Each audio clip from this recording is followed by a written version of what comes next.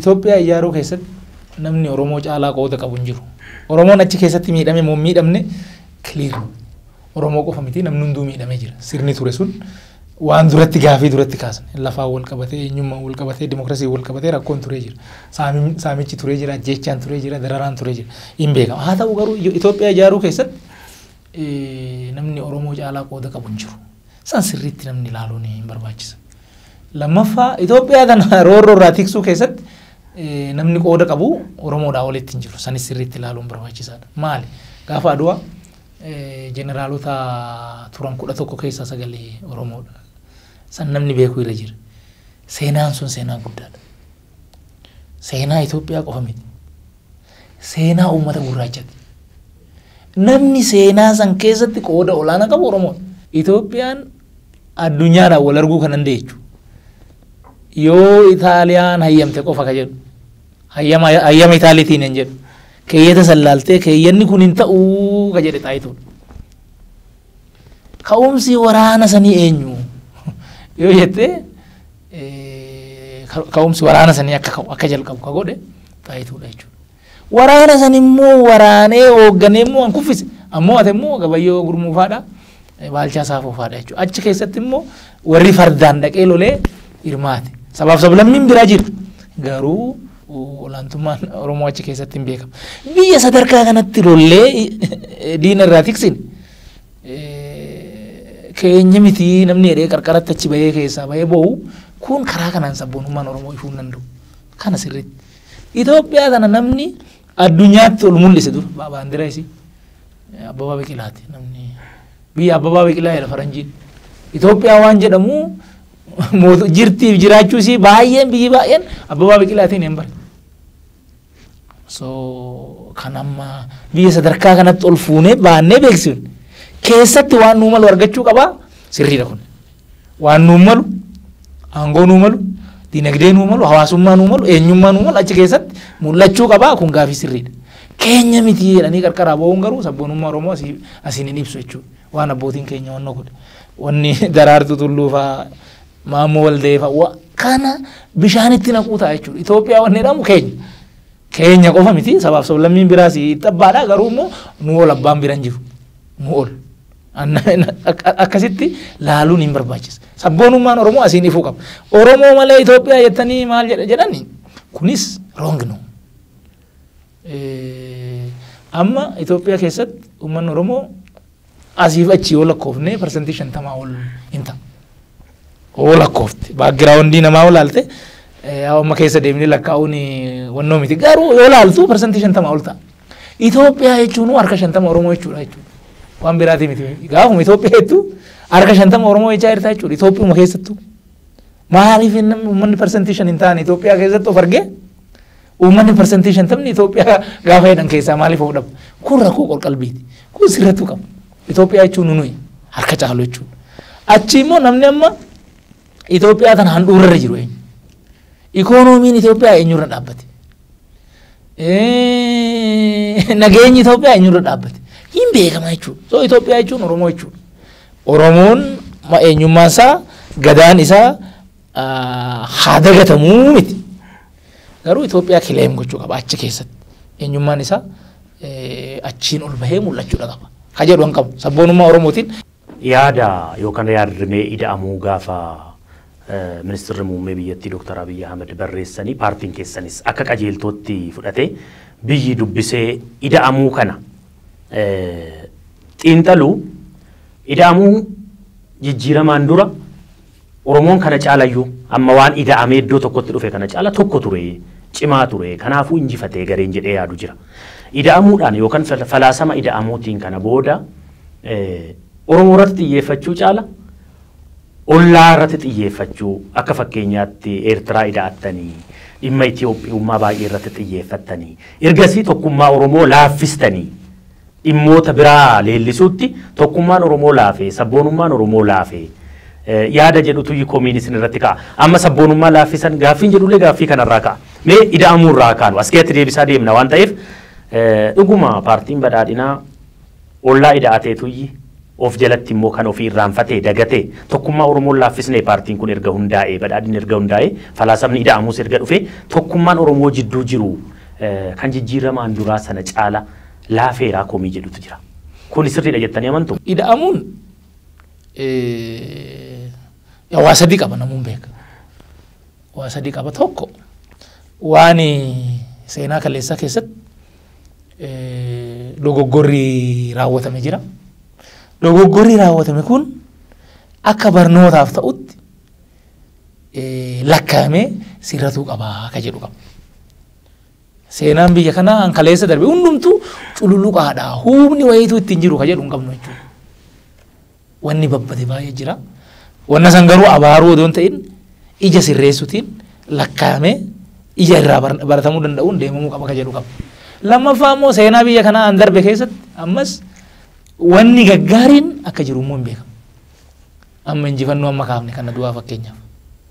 Saniin gamanattis amma barnootummaan amma harkaa qabnu kun har'a miti an dhufe miti nuun dura dhufe. Barnoonni ammayyaa biyya kana seenee jira. Kana haaluu hin dandeenye. Wanni gaggaariin wanni hojjetame jira. Amma even wayyaaneen mataan isaa karaan inni baasee jira. Ibsaan inni diriirsee jira. Wayyaaneen hanqina hin qabu jechuu miti waan balleesse qaba.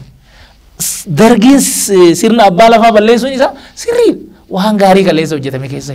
We value it. Waan kaleessa hojjetame kana waan gaggaarii abbaa baluutitti hojjete inni hin abaarru. Isa irratti ijaarra malee hin diignu. Ka jedhu qaba lammaffaan kana. Sadaffaan falaasamni ida'amu kaleessa irratti kaleessa barnootaaf malee ittiin wal loluuf ittiin wal nyaachuuf hin oolchinu. Wanni guddaan har'a fayyadamne waan kaleessaa keessaa waan barannu barannee waan fudhannu fudhannee dhaloota dhufuuf ilmaan keenya kabaruutiif biyya humna qabdu biyya badhaatu biyya kabajamtu biyya sodaatamtu ijaaruu ka jedhu qaba. Ida'amuu keessa kana jira. Achi keessatti siyaasa akkamitti hojjetama? Cabni siyaasaa eessatti? Cabni diinagdee eessatti? Cabni hawaasummaa eessatti? Akkamitti furraa? Ka jedhu kanatu achi keessa jira. Kana sirriitti beekuun hin barbaachisa. So walitti haa ida'amnu gaafa jennu immoo አንድነት ማለት አንድ አይነትነት አይደለም ሙሚች ከኝ ጋፈ ድሮ ዱፍ ኢዳሙ ከሰስ ከነጅር ቶኩማን ቢየ ከና ይንበርባችስ ቶኩማን ቢየ ከና ኮባን በርባችስ ቶኩማን ቢየ ከና ከበርባችሱ ገራገሩማ አስከሰ ጅሩ አመቴት ዲያቨርሲቲ አስከሰ ጅሩ አመቴት ቶኩማን ዱፉን እንደው ከለሰው ወኒ ደምሰ ቢየ ከና ጉፈቺሰ አከሲት ደሙ ዋሁንዱማ ቶኮ ጎና ቀሚሲ ቶኮ ኡፈና afaan tokko dubbanna amantii tokko qabaanna afuura tokko baafanna karaa kana kana wada himame hin ta'u inni yaalamee waan kufu maaliin nam biyya kana keessatti amantiin biyya kana keessa jiru hunduu kabajamuu qaba amantiin hataa jedhu hin jiru amantiin sobaa jedhu hin jiru ammoo garaagarummaa isaa hanqabu qabatee kabajamuu qaba namu afaan biyya kana keessa jiru hunduu kabajamuu qaba aadaan biyya kana keessa jiru hunduu kabajamuu qaba aadaan hanqina qabu immoo keenyas haa ta'u abbaa bira bakka rakkina qabutti akka sirratu immoo kaleessa hin sirreessinu waan jenneef waan kaleessa hanqina qabu hin sirreessinu waan jenneef sirratu qaba kana bira darbee garuu diyaaversiitiin kabajamuu qaba tokkummaan biyyaa nu barbaachisa ka jedhu qabu achi keessatti tokkummaa Oromootiin wanni wal qabatu ummati Oromoo haala jiru san keessa jirus wanni inni quba qabaachuu qabu wanni inni beekuu qabu ummanni Oromoo injifatee jira gaafa jennu nama har'a jiru kana qofa miti injifate namni dura qabsoo jalqabe warri fincilaa qonnaan bultoota baaleetii dabalate kan harargeetiin dabalate arfan qallootiin dabalate maccaatuu lamaan dabalate warri gaafa san gatii baase sun inni har'a hoo jiraachuu baatellee wanni inni gaafa san godhe sun dhagaan xaxariin inni gaafa san darbe sun walitti ititeetti yaada gaafa san jarri kenne warra haqa gaafa san jarri godhe hundumaa walitti qabatee paartileen Oromootis itti hirmaatanii walii wajjin taanee qabsoo kana lollee injifannee ka jedhu aman namuu qoodaas keessaa qabaadha asirratti qooda namiitu haaluun barbaannu namni nu ittiin wal dhabnu eenyu opidiyooni homaas keessaan qabu warra jedhuun wal dhabna jechuudha nuyi bakka qooda isaanii rigoginaa gochaa jirrutti rakkoon bakka kanatti opidiyoon homaan goone hin jiru opidiyoo waan guddaa godhee jira jennan annamu arguu qabu akkamitti tokko dargaggeessi kun odoo barachuu baate odoo barachuu baate rakkoo recognize godha afaan ofiitiin. Afaan kana qubee eenyu tolchee ayilee fidaati moo eenyu achirratti wal dhabuu baanne afaan kun ganda hunda keessa dhaqee ganda 7,000 fi meeqa keessa dhaqee ijoolleen Oromoo akka barattu kan godhe garuu opidiyoon. Dabballee ofiin baratin ijoollee keessan barsiisaa jedhee ganda keessa deeme nama kabaluu danda'a nama ifachuu danda'a dabballeen kun rakkina qabaachuu hin danda'a. Rakkina hin qabu rakkina fedhaa qabaatu garuu ijoolleen Oromoo akka barattu odoo qoreen isa waraanuu ganda keessa deemee barsiisee jira. So waan kana keessa qooda qabnan manneen barnootaa akka ijaaramu goone jira. Barsiisaan akka leenjuu goone jira. Achi keessatti waan hojjenne qabna. Caasaa mootummaa naannoo Oromiyaa kan caasaa mootummaa naannoo Oromiyaa hannamni bakka hundaa keessatti qacaramu. Hannamni bakka hundaa keessatti wal argu. Tokkummaa Oromootiif bu'uura buufnee jirra innan. Booranni, Gujiin, Wallaggi, Harargeen, asirra Shawaan, Iiluu, Jimma hundi caffee Oromiyaa keessatti walitti dhufu wal arga. Wal arganii galuun nami xiqqase. Gaaddisa jedhan miifi namni wal argee gala namoonni wanni kun akkanaa miti. Wanni Oromoo kalee itti cabe tokkummaa dhabeeti. Wal wallaaleeti walirraa fagaateeti. Quba waliin qabu. So amma yeroo eegee yeroo itti walitti dhufu gaaddisa tokkummaa Oromoo tolchine bu'uura buufne jennee ta'e namoonni jechuudha. Namuu arguu danda'a. Afaan Oromootiin televizyiinii dabarsuun waan taphaa turre fantuutaallee haa ta'u ijoolleen keenya laaltu. Garuu waan wal fakkaatu yeroo wal fakkaatutti namni beekii jiruu fi namni cinaakseen jiru ijoolleen keenya kana walii ilaalaa guddatte. Tokkummaan Oromoo asiin dhufe. Wanni amma afaan Oromoo jedhanii eenyu Ibrahim Haji Ali lubbuu isaanii jennataan yaa qananiisu rabbi. Waan suni wanni ajjira godhamaa ture suni Oromoon akka wal beeku Oromoon bakka adda addaa taa'ee waan tokko yeroo tokkotti akka yaadu gochuu keessatti qooda guddaa taphate. So as dhufee hooggansa amma wareegama amma qeerroon baasee hooggansi keenya immoo xumura itti godhe kan. Odoo qabsoon kun hoogganamuu baate beeki biyyiin faca'a. Fincilli humnaan onneen baanii finciluun kophaa isaatiitti beeki galmatti nama hin geessu. Facaatii fiduu danda'a. Waan akka Sooriyaa fiduu danda'a. Waan akka Yemanii fiduu danda'a. Hooggansi keenya fuuldura dhaabbatee qeerroo kana gaaddisatti ta'ee erga guddate jechuudha. Barsiisuu caalaan gaaddisatti ta'ee tikatti ta'ee ammoo qabsoo isaanii fudhatee akka biyyitu ni ceetu hojjetee jira jechuudha. So as keessatti namni isinumaa keessa hin jirtanii jedhee wannoo godhu tun xiqqoo rakkoo qaba.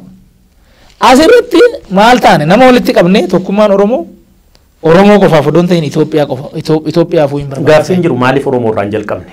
Oromoo irraa olmaan jalqabii. Oromoo irraa jalqabnee jira. Oromoo irraa jalqabnee jiru. Odoo jijjiiramni hin dhufin opidiyoon odoo maqaa isin jijjiirratin koreen giddu galeessaa opidiyoo ibsa baasee paartileen Oromoo an biyya keessa jirtanis kan biyya alaa jirtanis fedhiif faayidaa Oromootiif waliin qabsoofna ka jedhu ibsa baase. Alaa akka galanis godhame. Gaafa alaa akka galan goonu namni alaa simanneefin ilaalchi inni nuu qabaate waan bira ta'e waraana jalqabe. Waggaa 27 keessatti gaaf tokko bahee maan tokko isin jennee nu gaafachaa baan ganaa erga wayyaaneen araa kiiloo bahe ganaa tuksii jalqabe. Akkanaa miti jarana jennee ji'a 4-5 odoo hooggansi keenya ajjeefamu obsi. Jarana akkanaa miti jennee walii yaamnee dubbifne. Opidiyoo balleessuudha. Diinni keenya opidiyoodha. Ka jedhu qabatee dhufe namni. Lakkii jarana akkasii miti jedhe. Dubbiin achiin dhufe malee nu biraa himi. Sanii olitti immoo gaaddisa hooggansaa karaa jedhamuun ji'a 5 wajjin ji'a 5 guutuu waliin mari'an. Uummanni Oromoo tokkummaa Oromootiif badhaadhinatu gufuu ta'ee jedhamee piroopaagandaa deemamu kana sirriitti hubatuun irra jira jechuudha kijiba waan ta'eef. Hanan ani keessatti hirmaadhe. Jaallee Mogosidee jaalakii wajjin ji'a 5 guutuu 7-2 hirmaacha turre. Boodarra marii kana booda qabxiiwwan 15 irratti waliigallee addaan baane. Paartilee 7 jalqabne namni kun walitti daddabalame abaawoon qaama ce'umsaa fi abaawoon tokkoomee walitti dabalamanii akkasitti ture. Gaafa baanu gara 5 moo akkasitti gadi galee jira. Garuu gaafa dura dhaaba torban jalqabnee mari'annee qabxii 15 irratti walii galle. Qabxii 15 irratti walii galle keessa tokko maal? Tokko waan tokkummaa Oromoo irratti. Tokkummaa Oromoo jechaanis haa ta'u gochaan waan itti bu'uu danda'u waan itti bu'uu malu akka hin goone jenna. Maaliifuu Oromoodhaaf tokkummaan isaa waa hundaa'e. Oromoodhaaf tokkummaan isaa siyaasaa. Oromoodhaaf tokkummaan isaa diinagdeedha. Oromoodhaaf tokkummaan isaa hawaasummaadha humna. Kanaaf tokkummaa Oromootitti waan bu'uun goonu. Lammaffaa nageenya Oromiyaa irratti walii galle. Oromiyaa keessatti bara baay'ee jeeqamee jira uummanni kun amma Oromiyaa keessatti nageenyi bu'uu qabaa waan nagaan faallaan hojjennu abbaa nagaan faallaa deemummoo hin abaarraa waliin itti duulleen. Waan dargaggoo Oromooti irratti mari'an. Dargaggoon Oromoo qabsoo keessa bahee. Ani baratiin baay'ee jira qabsoo kanatti. Hojjaan qabu. So akka inni hojjaa qabatu, akka inni jiruu wayyaatti ce'u, akka inni dandeettii horatu waliin taanee haa hojjennu. Kophaa namni hin danda'u. Abbaan feetanuu hoo dhufte namni waastaacha rakkoon lafa jiru bal'aadha. Investimentiin naannoo keenyatti akka bal'atu. Tasgabbiin barnoota naannoo keenya keessatti walii galle. Olaantummaa seeraa irratti walii galle. Bilisummaa manneen murtii qaama mootummaati irratti walii galle. Lakkoofnee sabaaf sablammii biraa wajjin Finfinnee irratti afaan Oromooti irratti akkamitti wal tumsinee waliin hojjenna ka jedhu walii galle. Achi booda immoo akkamitti adirees wal goona ka jedhu safuu fi laguu jedhu irratti waliin mallatteessine safuu fi laguu jedhu dookimentii lammaffaa qabxii 15 sana keessa alaatti jechuudha. Maali? Waan safuu Oromoo cabsu waliin hin jennuun. Yoo rakkoon jiraate odoo miidiyaatti hin bahin dura karaa keessaa mari'annuun. Maaltu ta'e dubbiin gaafa falaasamni ida'amuu barreeffamee bahee falaasama ida'amuutiin booda immoo gara badhaadhinaatti nu dhufnu maaliif kana taatanii akkamitti akkana gootanii odoo nuun hin jedhin achi gabbayee diqaalaa nuun jedhan nafxanyaa nuun jedhan waan kakannee mallatteessanii diiganii jechuudha. Homaan jenne nu bakka feenaa jiraanu nama dhuunfataa jiraanu bakka feenaa taatu waan Oromooti irratti waliin haa hojjennu inni malee jechuun bilisummaa walii haa daangessu namni jedhan jiru waan Oromooti walii. So gabbayee duulli jalqabame federaalizimii diigan jedhame. Farra Oromooti jedhame. Gabrummaa Oromoo fidan jedhame. Kun odoo nutti hin himamin jechuudha. Eessatti tokkummaan Oromoo hin mari'anna jedhamee eenyutu mari'ata? Hoogganni akkamitti mari'ata? Koreen biraa akkamitti hundumtu bakka tartiibni bahee booda achitti jechuudhaan bahe. Achi diiganii nu keessaa achi nu darbanii achi immoo waan gamtaa jedhamu tokko tolfame. Gamtaan sunis jalqabamee odoo achi siqin immoo achumatti kufe. Amma oomiyaan duraallee rakkoon nu ta'e hangamtaa sanii kan namni liqamaan barii wal filuutti dadhabe. Namni sadii moo afur ta'ee wal dhufe. Hundumtuu pirezidaantii ta'uu barbaade abbaan dura ta'uu dhabame odoo achi keessatti rakkatee achumatti hafe sunis tokkummaa Oromootitti takkaa quban buufne. Ammas tokkummaa Oromoo hin barbaanne. Tokkummaa Oromoo qofa miti tokkummaa Itoophiyaa hin barbaanne. Ammoo Oromoo irraa jalqabnee jirra. Oromoon immoo waan nu jennu maal jedhanii Matsaaf Quddusii irratti hin jira. Nabiyyi baagaruu ayika barime wanni jedhu jira Matsaaf Quddusii. Mammaaksa Oromoo keessas jira. Tulluu Cuqqaalaa warri fagoo itti sagada warri dhiyoo immoo jala qotaa jedhan. Maalinni tuffiin inaafaan gara kanaa dhufe kabaja walii dhabuun gama kanaa dhufe tokkummaa Oromootitti yoo balaan bu'ee jiraata. Of course tokkummaan Oromoo akka hin diigamnetti ijaaramee jira. Illiitii kana biratti deebi'ee ittituu qaba. Saniin amannaa hojiin barbaachisaa akka hin diigamnetti ijaaramee jira. Institutionalize ta'eera ammoo. Caffee qaba, kaabinee qaba, biiroo qaba Oromoon amma. Kana laayyetti wanni soso'u hin jiru. Jabaachuu qaba. Laafina hin qabu miti. Laafina qaba sun jabaachuu qaba. Jabaataa deemamu. Barreen gaddaarra barana wayyaa bara kaanirra barreen gaddaa wayyaa ittita jira. Sun namni wannoo jedhu hin jiru. Garuu immoo tokkummaa Oromoo namni itti bu'e nu miti jechuudha. Tokkummaa Oromoo warra inaaffatti seene, warra tuffiitti seene, warra waan nu jennu. Waan nu jennu namni biraa hin dhagaa. Fakkeenyaaf Eertiraa wajjin dhannee dubbanne waraanarra marii wayyaa dubbiin akkasitti dhumuu qaba jennaan tolee jaarsa. Asitti yoo waraanarra nagaa wayya jennee oomee gagaafannee jira. Abbaa gadaa itti erginee jira. Namni dhaga'uu dideenasi anachii dhaga'e maal goonan. Sabaaf sablammiin biyya kanaa Itoophiyaadhaaf ida'amuu ta'aa gaafeen dhugaadha jedhee jira. Oromoonis dhugaa dheeraa akka uummataatti rakkoon hin jiru. Garuu illiitiin keenya murni siyaasaan gurmaa'ee ida'amuun Oromoo balleessuuf jedhan garanaan afaan Oromootiin. Afaan Amaarinyaatiin immoo ida'amuun olaantummaa Oromoo sabaaf sablammii biraatii irratti fe'uudhaa jedhan. Achi keessa shiratu ture jechuudha. Warra kanatti tokkummaa Oromoo diige malee nu miti kun sirriitti beekamuu